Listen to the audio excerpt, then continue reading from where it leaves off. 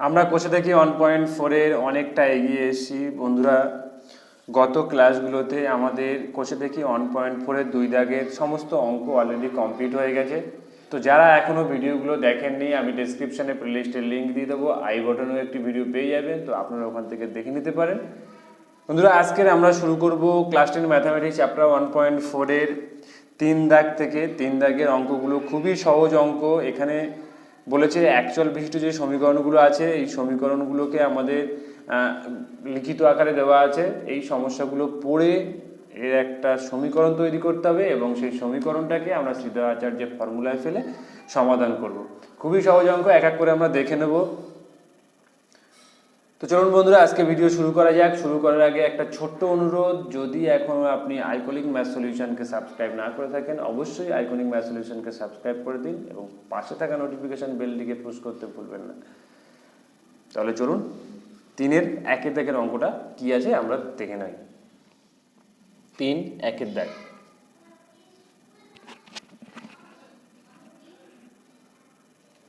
সাথে একটি সমকোণী ত্রিভুজ অঙ্কন করেছে, যার অতিভুজের দৈর্ঘ্য ক্ষুদ্রতম, বাহুর দ্বিগুণ অপেক্ষা 6 সেমি বেশি। যদি তৃতীয় বাহুর দৈর্ঘ্য অতিভুজের দৈর্ঘ্যের থেকে 2 সেমি কম হয়, তবে সাথী আঁকা সমকোণী ত্রিভুজে বাহু তিনটির দৈর্ঘ্য হিসাব করে লিখি। দেখুন বন্ধুরা, এখানে অঙ্কটাকে করার আগে আমাদের বুঝতে হবে এবং বোঝার জন্য আমরা একটা ছবির সাহায্য নেব। কি করব? একটি সমকোণী ত্রিভুজ বলেছে। সমকোণী ত্রিভুজ মানে জানি আমরা যে ত্রিভুজের একটা কোণ 90 ডিগ্রি হবে। তো এই কোণটা 90 ডিগ্রি, এরকমভাবে একটা সমকোণী ত্রিভুজ এঁকে ফেললাম। আবার যদি আপনি এখানে প্রশ্ন করেন, স্যার এটা মেপে দেখান 90 ডিগ্রি, আমি তো হাতে এঁকেছি, এটা 90 ডিগ্রি হতেও পারে না হতে পারে, জাস্ট একটা আইডিয়া দিয়ে দিলাম। বুঝতে পারেন তো বন্ধুরা? এইবার যার অতিভুজের দৈর্ঘ্য ক্ষুদ্রতম বাহুর দ্বিগুণ অপেক্ষা 6 বেশি, এই ত্রিভুজটায় কোন বাহুটাকে কি বলে আগে সেটা বুঝে নিই। দেখুন, এই ত্রিভুজের এইটা হচ্ছে ভূমি, এইটা হচ্ছে লম্ব, আর এইটা হচ্ছে অতিভুজ। ভূমি, লম্ব, অতিভুজ। তো অতিভুজের দৈর্ঘ্য ক্ষুদ্রতম বাহুর দ্বিগুণ অপেক্ষা 6 সেমি বেশি, মানে এই ত্রিভুজের যে বাহুটা সবথেকে ছোট তার সঙ্গে যদি 2 গুণ করি এবং 2 গুণ করে যদি 6 যোগ করি, তাহলে অতিভুজের দৈর্ঘ্য হবে। যদি তৃতীয় বাহুর দৈর্ঘ্য অতিভুজের দৈর্ঘ্যের থেকে 2 সেমি কম হয়, তবে সাথীর আঁকা সমকোণী ত্রিভুজে বাহু তিনটির দৈর্ঘ্য হিসাব করে লিখি। তো আমরা কি করতে পারি? ফার্স্ট লিখে নেব এখানে, মনে করি, ধরুন এই ত্রিভুজটার নাম দিয়ে দিন আগে, ABC একটা ত্রিভুজ। মনে করি ত্রিভুজটির সমকোণী, ত্রিভুজটির ক্ষুদ্রতম বাহুটির দৈর্ঘ্য সমান সমান x। এখন ক্ষুদ্রতম বাহু যদি আমি এইটা ধরি, BC মানে ভূমিটা যদি ক্ষুদ্রতম বাহু ধরি, এটা আমি x। x যদি ক্ষুদ্রতম বাহু হয়, তাহলে অতিভুজ কি হবে? বলছে ক্ষুদ্রতম বাহুর দ্বিগুণ অপেক্ষা, দ্বিগুণ মানে হচ্ছে 2x অপেক্ষা 6 বেশি। তাহলে আমরা যদি এটা সেমিতে প্রকাশ করি, তাহলে এটা কি হবে? সব সেমি। এখন তৃতীয় বাহুর দৈর্ঘ্যটা আমরা কি পাবো? এবং তৃতীয় বাহু, দুটো বাহু পেলাম, এটা x, এটা হচ্ছে 2x + 6, তাহলে তৃতীয় বাহু কোনটা পড়ে থাকছে? এইটা। তৃতীয় বাহুর দৈর্ঘ্য কি বলছে? অতিভুজের দৈর্ঘ্যের থেকে 2 সেমি কম। অতিভুজের দৈর্ঘ্য কত আছে? 2x + 6 -2, এত সেমি। মানে এখানে ক্যালকুলেশন করলে 2x + 4 সেমি। বোঝা গেল বন্ধুরা? তাহলে 3টে বাহুর দৈর্ঘ্য আমরা আমাদের মত অনুযায়ী বের করে নিলাম। এইবার কি বলছে? প্রতিটি বাহুর দৈর্ঘ্য বের করতে বলেছে। ত্রিভুজে প্রতিটা বাহুর দৈর্ঘ্যে মান বের করব। তাহলে আমরা এই সমীকরণ, এটাকে প্রতিটা বাহু যে বের করে নিলাম, এইটাকে আমরা একটা সমীকরণে আকার দেবো। সমীকরণে আকার কি দেবো? আমরা কি জানি? আমরা জানি অতিভুজ স্কয়ার সমান সমান লম্ব স্কয়ার প্লাস ভূমি স্কয়ার। আজকের এই ত্রিভুজটা নিয়ে আমি ডিটেলস কিছু আলোচনা করলাম না।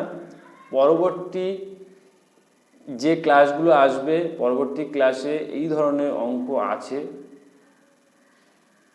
পরিমিতির ভিতরে, তো আমরা তখন এগুলো ডিটেলসে আলোচনা করে নেব। জাস্ট এতটুকু আমরা এখানে লিখে দেবো, অতিভুজ স্কয়ার সমান লম্ব স্কয়ার প্লাস ভূমি স্কয়ার।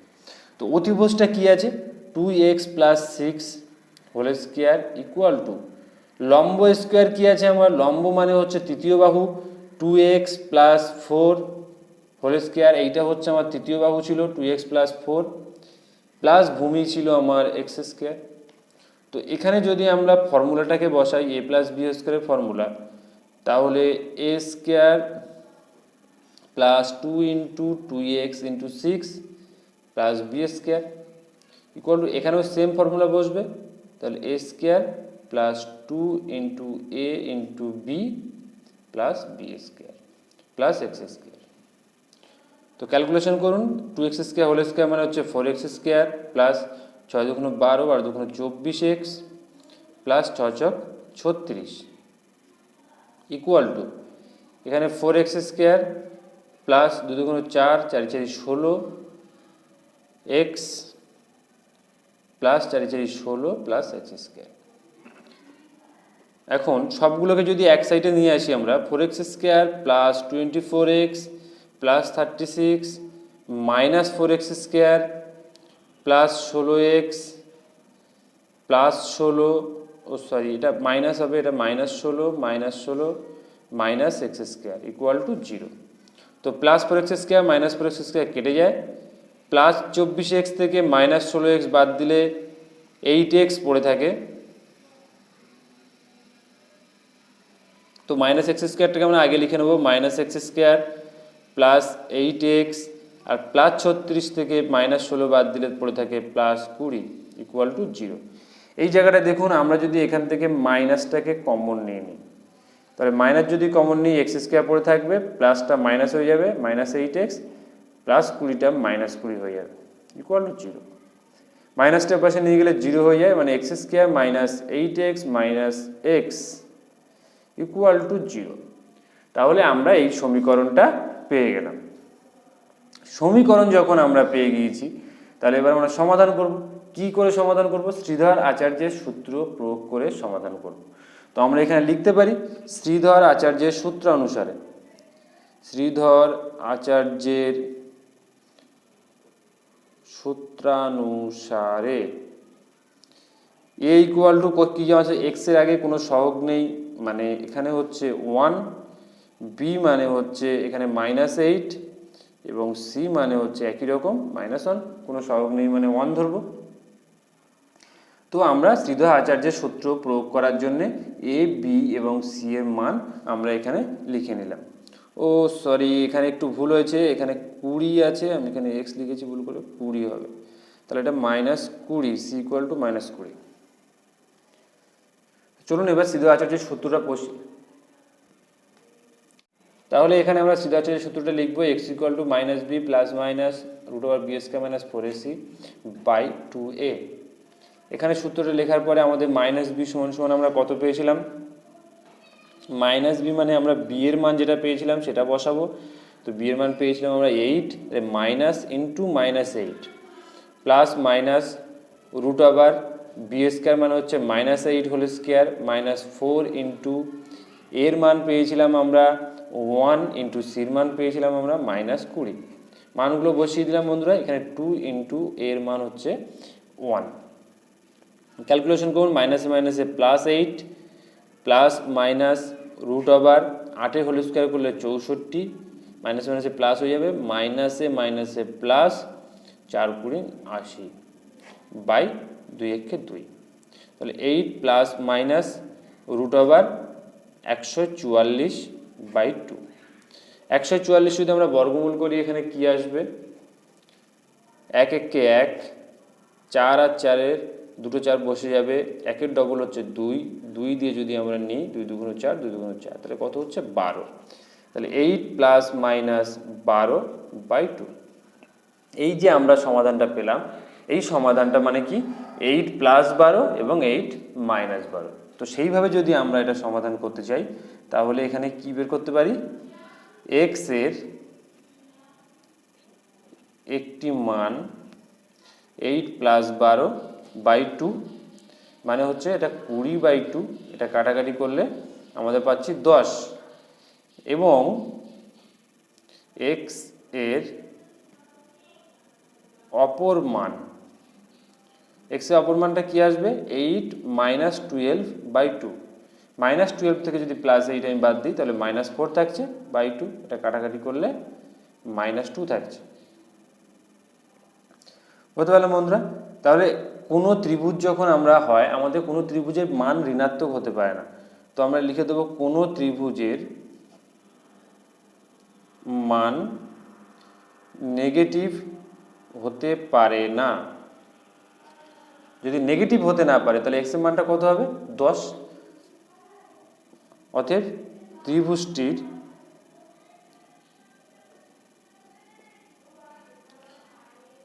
ক্ষুদ্রতম বাহু 10 সেমি।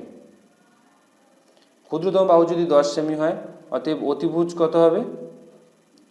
অতিভুজটা আমরা কি দেখেছিলাম 2x + 6, মানে 2 × x এর মান হচ্ছে 10 + 6 সমান 20 আর 6 26 সেমি। আরেকটা কি বাহু ছিল আমাদের ভূমি, যেটা তৃতীয় বাহু ছিল লম্ব। তো তৃতীয় বাহুটাকে আমরা কি পাবো, তৃতীয় বাহু সমান আমরা এখানে দেখেছিলাম 2x + 4। তো 2x মানে হচ্ছে 2 × 10 + 4 মানে 24 সেমি। তাহলে ত্রিভুজটা একটা বাহু 10 সেমি, একটা বাহু 26 সেমি, একটা বাহু হচ্ছে 24 সেমি।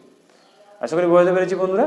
যদি কোনো কিছু প্রবলেম থাকে অবশ্যই কমেন্ট বক্সে কমেন্ট করবেন, এবং আমার ইনস্টাগ্রাম ও ফেসবুকে সেখানেও ফলো করে আপনারা কোশ্চেন করতে পারেন। আমি ম্যাক্সিমাম টাইম অ্যাক্টিভ থাকি, আপনাদের কোশ্চেনে অবশ্যই অ্যান্সার দেবো।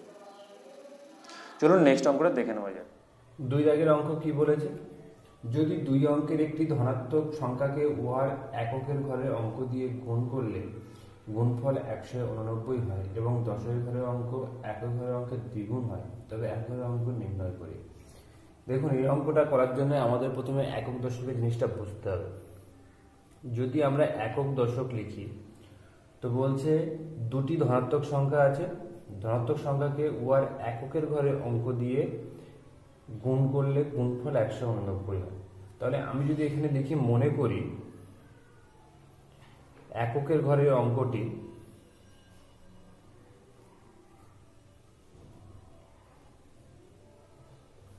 সমান সমান x, এখানে এককের ঘরের অঙ্কটা আমি x ধরে নিলাম। এখন এককের ঘরের অঙ্ক দিয়ে যদি দশকের ঘরের অঙ্কটাকে গুণ করি, গুণ করলে 189 হয়, এটা আমরা পজিটিভ, এবং দশকের ঘরের অঙ্ক একক ঘরের অঙ্কের দ্বিগুণ হয়, মানে দশকের ঘরের অঙ্ক এককের ঘরের অঙ্কের দ্বিগুণ, মানে দশকের ঘরের অঙ্কটা কত হবে তাহলে 2x। তাহলে আমরা লিখবো অতএব দশকের ঘরের অঙ্ক সমান সমান 2x। এখন এই দুটো অঙ্ক যদি আমরা গুণ করি, গুণ করলে আমাদের কি বলছে 189 হয়। তাহলে এই দুটো গুণ করার নিয়ম কি? দেখুন, যদি এখানে আমরা কোনো একটা সংখ্যা নিই, দেখা যাচ্ছে 25, আমরা একটা সংখ্যা নিলাম 25, তো 25 সংখ্যাটা কেমনভাবে আসে 2 × 10 + 5, এইভাবে সংখ্যাটা আসে। ঠিক তেমনই এখানে যদি আমরা কোনো এই অঙ্কটাকে আমরা দেখতে চাই এখানে কত সংখ্যা আছে, তো এটা ঠিক তেমনই এরকমই হবে 2x × 10 + x, এরকম করলেই তবে আমরা সংখ্যাটা পাই। অর্থাৎ আমরা সংখ্যাটি লিখবো এখানে, সংখ্যাটি সমান সমান 2x × 10 + x, মানে কত হচ্ছে 10 × 2 = 20x + x সমান সমান 21x। এটা হচ্ছে আমাদের মোট সংখ্যাটা, মানে একই ঘরের অঙ্ক আর দশের ঘরের অঙ্ক টোটাল সংখ্যাটা হচ্ছে আমাদের, যেমন এখানে 25 হয় ঠিক তেমন এখানে 21x হচ্ছে। এখন যেটা আমাদের এখানে বলে দিয়েছে, এই দুটো সংখ্যা যদি গুণ করি, মানে এককের ঘরের অঙ্ক আর দশকের ঘরের অঙ্ক, এই দুটো অঙ্ক দিয়ে যদি গুণ করি আমরা, মানে সংখ্যাটাকে যদি এককের অঙ্ক দিয়ে গুণ করি তাহলে গুণফলটা হবে আমাদের 189। তাহলে আমরা এখানে শর্তানুসারে লিখতে পারি, শর্তানুসারে সংখ্যাটা হচ্ছে 21x, একে যদি আমরা এককের ঘরে অঙ্ক দিয়ে গুণ করি মানে x দিয়ে গুণ করি তাহলে গুণফলটা হচ্ছে কত আমাদের 189। এখন এটাকে একটু ক্যালকুলেশন করলে কি আসছে, 21x স্কোয়ার ইকুয়াল টু 189 বা 21x square minus 189 equal to 0। এখান থেকে আমরা x এর মানটা বের করব। x এর মান বের করার আগে x স্কোয়ার ইকুয়াল টু কত হচ্ছে, x স্কোয়ার ইকুয়াল টু কত হয় 189 বাই 21, এটাকে দুটোকে এ পাশে নিয়ে চলে আসলাম, 189 এ নিয়ে এলে প্লাস সম্পর্ক, 21টা দিয়ে গুণ সম্পর্ক আছে, এ পাশে নিয়ে এলে ভাগ সম্পর্ক হয়ে যায়, কাটাকাটি করে দিন 9 হয়। তো এক্স স্কোয়ার ইকুয়াল টু 9, অর্থাৎ এক্স ইকুয়াল টু এদিকের স্কোয়ারটা যদি আমরা তুলে দিই এদিকে সেটা রুট হবে 9, অর্থাৎ এক্স ইকুয়াল টু আমাদের কত হচ্ছে 3। এখন এই যে 3টা হলো, এই 3টা হচ্ছে আমাদের প্লাস মাইনাস 3 হবে, যেহেতু রুট ওভার থেকে এসেছে সেহেতু প্লাস এবং মাইনাস 3, মানে এক্স এর মান প্লাস 3 হতে পারে এবং এক্স এর মান মাইনাস 3 হতে পারে। তো আমরা এখানে লিখে দেবো নেগেটিভ মান অগ্রাহ্য, অতএব x ইকুয়াল টু আমরা নেব +3। যদি x ইকুয়াল টু +3 নিই তাহলে আমাদের একক ঘরের অঙ্কটা কত হচ্ছে, অতএব এককের ঘরের অঙ্ক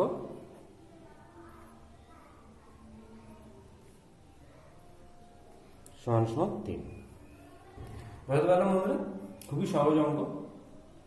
চলুন 3 দাগের অঙ্কটা কি বলেছে দেখে নেওয়া যাক।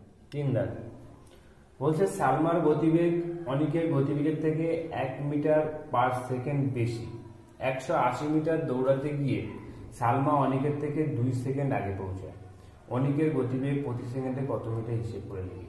তাহলে যার উত্তরটা চেয়েছে, যেমন এখানে অনিকের গতিবেগ চেয়েছে, তো আমরা মনে করি হিসাবে অনিকের গতিবেগটা ধরে নেব। অতএব মনে করি অনিকের গতিবেগ x মিটার পার সেকেন্ড, এটা আমরা ধরে নিলাম। এখন বলছে অনিকের গতিবেগের থেকে সালমার গতিবেগ বেশি, 1 মিটার পার সেকেন্ড বেশি হয়। তাহলে আমি এখানে একটু সহজ ভাষায় অঙ্কটা কেমন করে লিখতে পারি, অনিক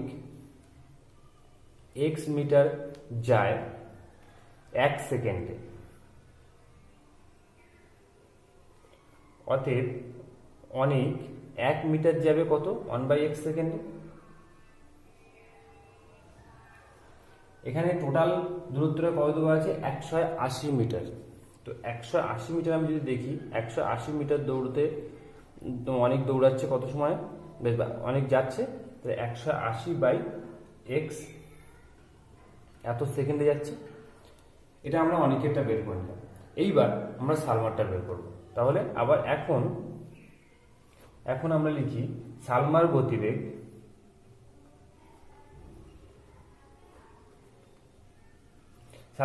তো অনেকের থেকে বেশি, 1 মিটার পার সেকেন্ড বেশি, তাহলে x plus 1 metre per second. এখন এখান থেকে সালমার তাহলে সময় লাগবে কত, একই রকম ভাবে যদি আমরা করি, অনেকেরটা যেমনভাবে করলাম সালমারটা যদি একই রকম ভাবে আমরা করি, অতএব তাহলে সালমারও আমাদের গতিবেগ সময় লাগবে 180/x প্লাস 1 সেকেন্ড। তাহলে অনিকের সময় লাগছে 180/x সেকেন্ড এবং সালমার সময় লাগবে কত 180/x প্লাস 1 সেকেন্ড। এখন কি বলছে, অনিকের থেকে সালমার 2 সেকেন্ড আগে পৌঁছতে পারে। তাহলে আমরা শর্তানুসারে কি করতে পারি, অতএব শর্তানুসারে অনিকের হচ্ছে গতিবেগ কত 180/x, 180 মিটার যেতে 180/x সেকেন্ড সময় লাগছে, সালমা 180/x মাইনাস 1 সেকেন্ডে চলে যাচ্ছে, প্লাস 1 সেকেন্ডে চলে যাচ্ছে। তাহলে অনিকের সময় যা সময় লাগছে যদি সালমার থেকে সময়টা বাদ দিই সেটা কত হচ্ছে আমাদের 2 সেকেন্ড বেশি সময় লাগছে। তো এটাকে আমরা ক্যালকুলেশন করতে পারি। ক্যালকুলেশন করার জন্য কি করব, উপরে 180 থেকে কমন নিয়ে নিন, 180 কমন নিলে কি পড়ে থাকে এখানে 1/x minus 1/x plus 1 equal to 2। 180টা যেমন আছে তেমন রেখে দেবো। এখানে যদি আমরা লসাগু করি কি হচ্ছে x ইন্টু এক্স প্লাস 1 লসাগু হয়। তো x দিয়ে যদি x plus 1 x into x plus 1 কে ভাগ করি, x কেটে যায়, x প্লাস 1 পড়ে থাকে, x প্লাস 1 এর সঙ্গে 1 গুণ করলে x plus 1 minus x plus one যদি আমরা কেটে যাই তাহলে কি পড়ে থাকে এক্স একে এক্স, বা 180 into minus x plus x কেটে যাচ্ছে, তাহলে কি পড়ে থাকছে 1 বাই নিচে গুণ করে দিন x square plus X equal two 2। এখন এখানে কি আসছে 1 বাই এক্স স্কোয়ার প্লাস এক্সটাকে যদি এপাশে আমরা রেখে দিই, এক্স স্কোয়ার প্লাস এক্স এপাশে রেখে দিলাম, 180টাকে আমরা এদিকে গুণ সম্পর্কে আছে ওই দিকে নিয়ে চলে যাবো, তাহলে কত হবে 2 বাই 180, এটা কাটাকাটি করে দিন, X 1 by X square plus X equal to 1 by 90। এখন কোনাকুনি গুণ করে দিন, কোনাকুনি গুণ করলে কেমন হয় x square plus X equal two 90। 90টাকে যদি আমরা এই পাশে নিয়ে আসি তাহলে কেমন হবে x square plus x minus 90 equal to. এখন এই সমস্যাটাকে আমরা দুটো রকম ভাবে সমাধান করতে পারি। এক হচ্ছে আমরা শ্রীধর আচার্যের সূত্র ব্যবহার করেও সমাধান করতে পারি, অথবা এখানে যদি আমরা মিডল টার্ম ব্রেক করি তাও সমাধান করতে পারি।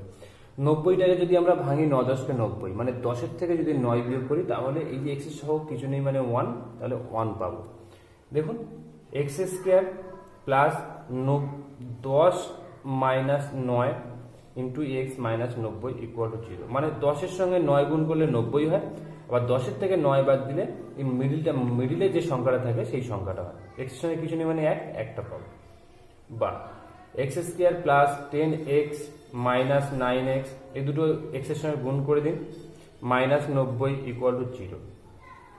এই দুটো থেকে এক্স কমন নিয়ে নিন, এক্স প্লাস 10 পড়ে থাকে, মাইনাস এই দুটো থেকে 9 কমন নিয়ে নিন, এক্স পড়ে থাকে, আর মাইনাস কমন নেওয়ার জন্য ভিতরে মাইনাসটা প্লাস হয়ে যাবে 10 ইকুয়াল টু 0, বা এক্স প্লাস 10 কমন যাবে, এক্স মাইনাস 9 পড়ে থাকছে ইকুয়াল টু 0। এখন দেখুন এইটা ইকুয়াল টু একবার 0 হবে, এইটা ইকুয়াল টু একবার 0 হবে, তাহলে কি লিখতে পারি আমরা এক্স প্লাস 10 ইকুয়াল টু 0, অথবা এক্স আবার x minus 9 equal to 0, x equal two 9। তাহলে আমরা এখানে নেগেটিভ মানটাকে নেব না, আমরা লিখে নেবো এখানে নেগেটিভ মান অগ্রাহ্য, অগ্রাহ্য মানে এক্স ইকুয়াল টু মাইনাসটা আমরা নিতে পারবো না, অথবা x equal two 9। X equal two 9 মানে আমরা অনিকের গতিবেগটা ধরে নিয়েছিলাম, তো আমরা এখানে উত্তর লিখে দেবো, অতএব অনিকের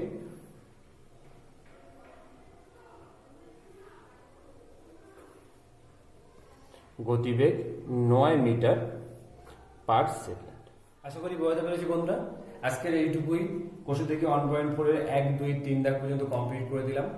তো যদি বুঝতে পারেন তো খুবই ভালো, তাও কমেন্ট করে জানাবেন, আর যদি না বুঝতে পারেন অবশ্যই কমেন্ট বক্সে কমেন্ট করবেন, এবং আমার ইনস্টাগ্রাম ও ফেসবুকে সেখানেও আপনারা কমেন্ট করলে আমি রিপ্লাই দেবো।